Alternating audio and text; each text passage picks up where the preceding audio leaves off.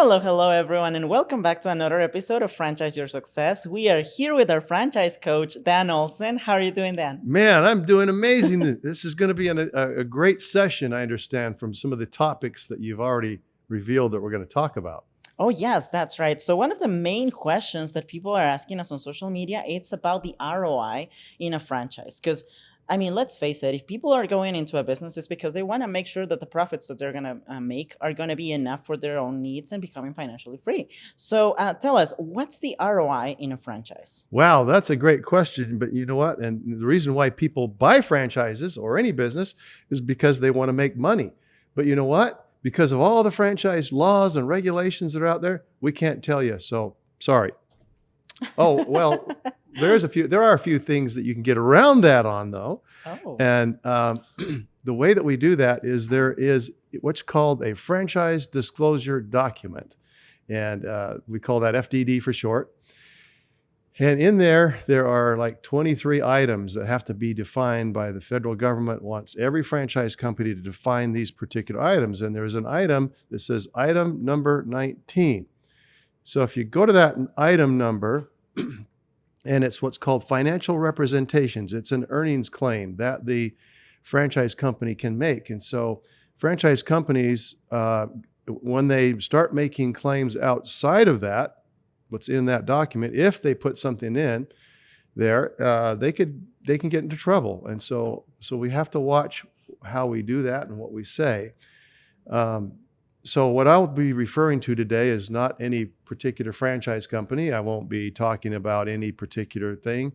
In general, I'll be talking about in general when you look at those documentations. You know, there also was a simple way to get to that, because sometimes the franchise companies do not publish their earnings claims in that document. Oh, wow. So then how do we calculate those things? So that's a good question. So that usually it's been through a couple different ways.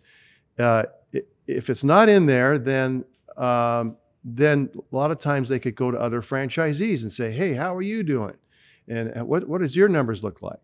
But also there's a book out. It's not been out as lately as I've seen, but there's a book out called How Much Can I Make? How much will I make? Or something to that effect. I have copies of that book, several copies, and they used to put that out every single year. And so I used to rely upon that book because they would take the numbers out of the earnings claims, and they could look at food, they could look at dry cleaning, they could look at small service business, they could look at massage, they could look at hair care, whatever it was. And they could see the different numbers. And you know what? When it all said and done, it's pretty close. Oh, wow. In those, when you're looking at the different industries, they can be pretty close. There usually isn't a lot of difference. I remember looking at some of the hair care franchises, for example. And so when you look at an ROI and you look at the total investment to go into a hair care franchise, and I'm not talking about any particular one, but they typically have published their earnings. So if you were to, if you look inside that item 19 and some of these other books and publications that are out there that are more official, they would show that you might invest somewhere around $150,000 to $200,000 in a hair care franchise. That's published right in their documentation, so we can rely on that. That's what they're publishing. So if it costs, let's say it costs $150,000, just throw out a number, in that franchise disclosure document to start a hair care franchise. And then it starts up and they start seeing a return. What they would publish in there is a lot of times they would put in the revenue numbers and the net profit numbers. They would get that detailed. Sometimes it's only the sales numbers. But on the sales numbers, a lot of times you'd see that $350,000 in sales for a hair care that was published out there. And a lot of times you would see close to $50,000 or more, $50,000 or more profit for that hair care franchise. At least that's what I've studied. And you may want to study some of those on your own just to make sure that my numbers are correct. And I'm not giving you any numbers. You're going to have to check it out yourself. I just want to put that disclaimer in there. These are not my numbers. These are just what I've relayed from what I've seen. You'll want to definitely check it out yourself.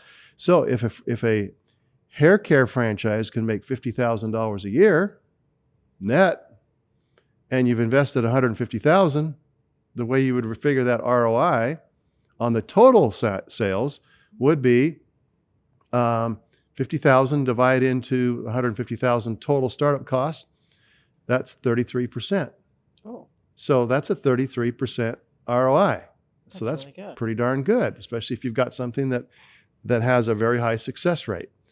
But even better, I like the cash on cash return on investment. So let's say that it's 150,000 total startup costs, but you're only putting 50,000 in out of your own money as a down payment, about 1/3, and the rest is financed by through SBA or through any number of sources that we can point you to.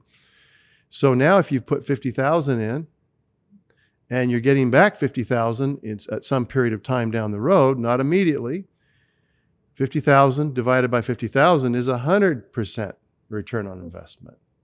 So that's pretty amazing. And the cool thing about it with the hair care franchise, usually you're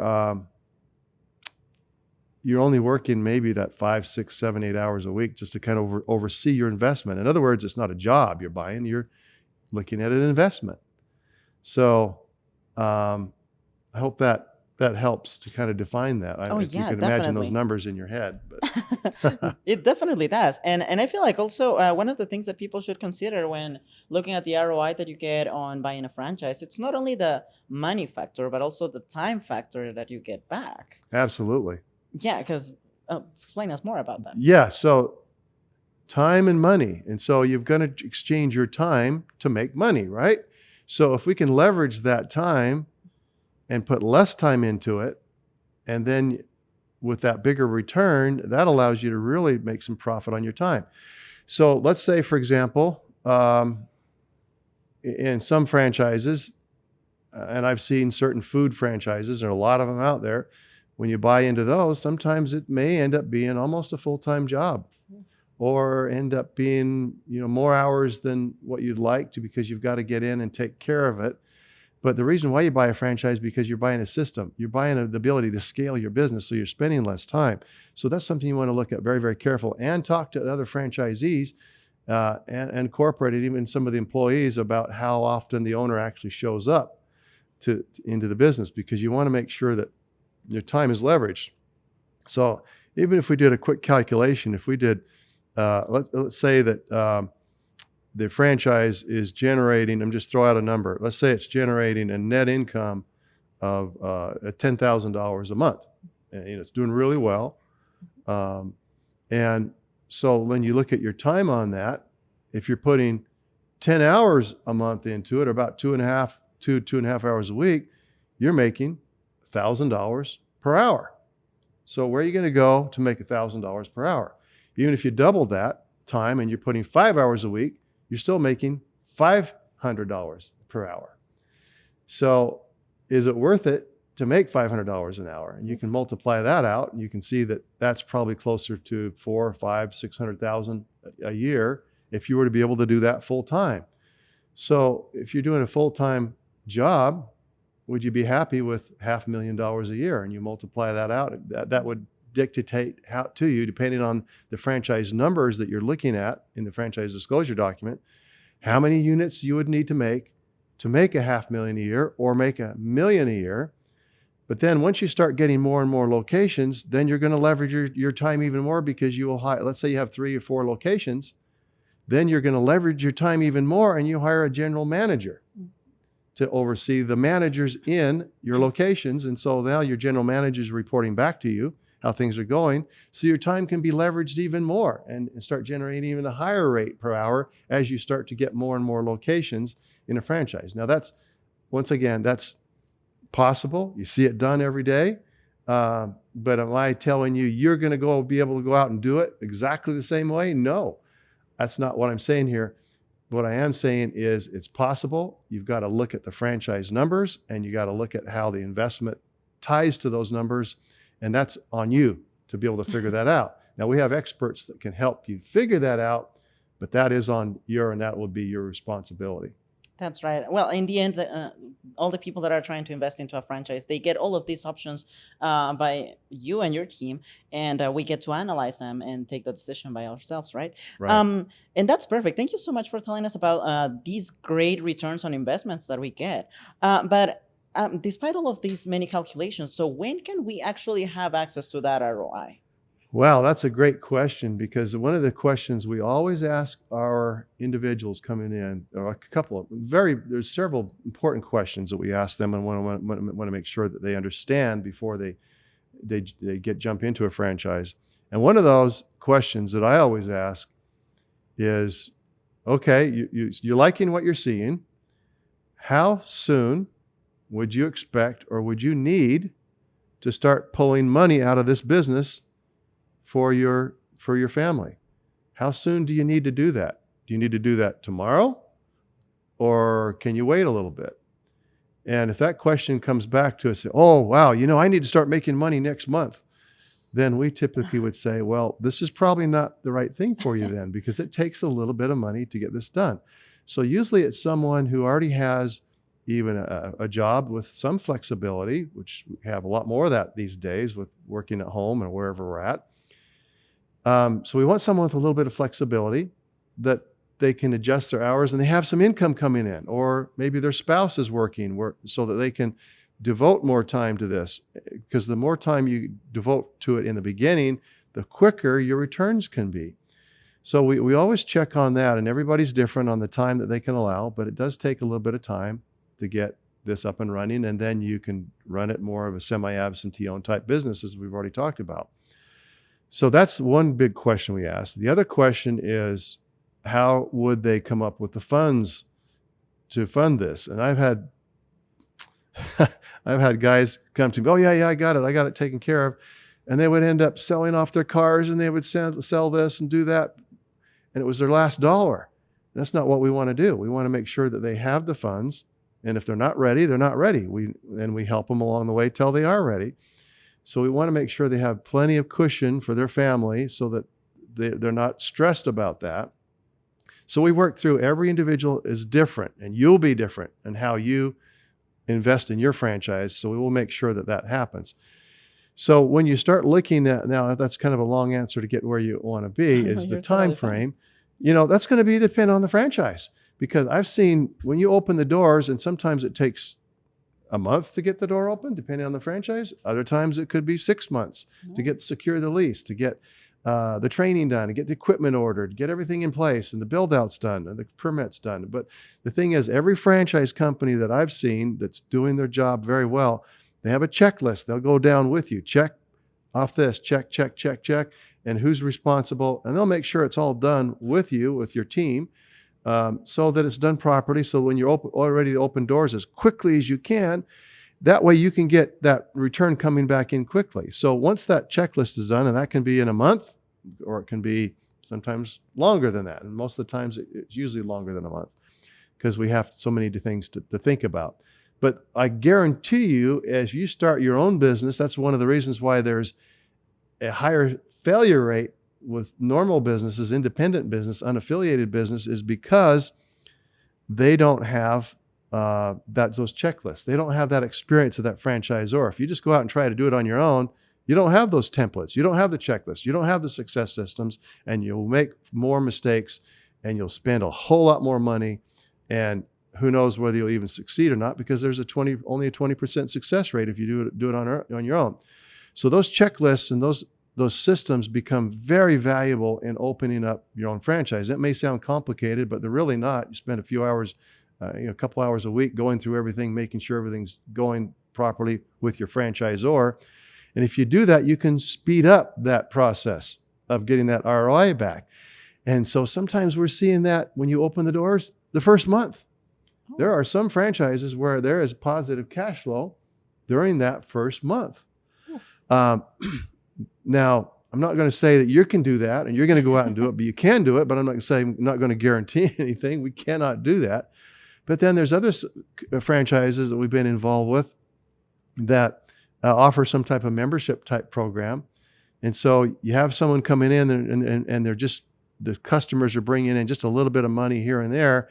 it's helping to pay some of the bills, but you still got that negative cash flow for the first 5, 6, 7, 8 months, maybe 10 months while that's building. But it's worth it because by the time you hit month number 9, 10, 11, or whatever it is, now you've got that stream of income through like membership or secured customers that are paying you that monthly fee month after month.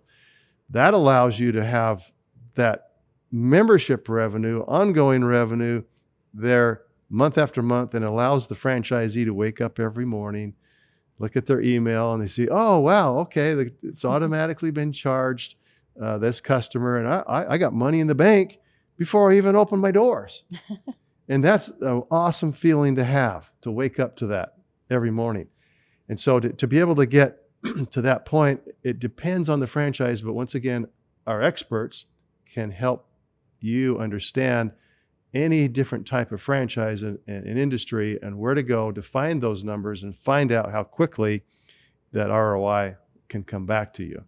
That's amazing. And yeah, it sounds like we definitely need to be able to check the ROI that we're going to be getting on a franchise before we actually decide on that one. So why is it important for us to do so, to check the ROI first? Well, that's the first thing I always check, because once again, why do you buy a franchise? You want to buy a franchise, or you want to buy some type of business or start some type of business because you want to make money. And of course, there's nonprofit and there's other things like that. There's even nonprofit type franchises. They're very rare, but the ones I've seen. But the reason why you buy something or invest in a franchise is to make some money. So that ROI becomes very, very important. So usually in the franchise process, when you're investigating, you first start to talk about, you don't start usually with the money. You start talking about the concept behind it. What is the business? Is it food? Is it health related? Is it fitness related? Whatever the relation, whatever sounds good to you, that kind of resonates with you. So first of all, you're thinking about it emotionally. Yeah, I like that idea. I like that type of business, and I could do that. I could get passionate about it. Now let's look at the numbers. So then we take them through the numbers as best we can. And sometimes a franchisor who has done a pretty good job in assisting those companies according to their legal counsel. And of course, they always take that franchise legal counsel into consideration before they'll offer this. But they'll have like a little spreadsheet kind of filled out. And then with the different places like cost of goods sold, and it'll have what labor costs is and what your occupancy expense might be and the total number of sales that you might have. But the thing that we've learned to analyze over the years are basically only two numbers that you need to look at for sales. And you can ask those numbers, and usually the franchisor will give you at least one of those numbers. Oh, and that is numbers? Whether it's in the food business, it might be average ticket price. Okay. So for each person or persons coming up to that cash register and ordering their food, what is that average for every person coming up to that cash register? So that's what's called average ticket price. Or if you look at some other type of business, whether it's dry cleaning, or I'm talking about maybe a few businesses are not quite as exciting as some of the new sexier things that are coming out right now. But let's say it's dry cleaning, you would want to look at the average ticket price of every order that comes into that dry cleaner. And that usually ranges somewhere between, for them, usually around, I'm not going to attempt to talk about their business. I've seen it, I've known it, I've been involved with it. But in the meantime, you look at that ticket price. Then you look at the number of customers coming in per week. We like to analyze things weekly, because if we analyze it weekly and we're having a bad week, we can change it for the next week. We don't wait till the end of the month, or we don't wait till the end of the quarter. We look at things even daily and sometimes even hourly to make sure those numbers are tracking properly. And if they're not, there is a solution that you can get with the franchisor on to change that. That's why they're in business, to help support you. So at least weekly, we look at those numbers. So if you look at, let's take a simple number. If an average ticket price is $10, and there's 1,000 customers that come through that 7 days, 1,000 customers a week. Do the math. That's $10,000 per week comes in. And you do the math at 52 weeks, then you're doing close to $500,000 a year in sales.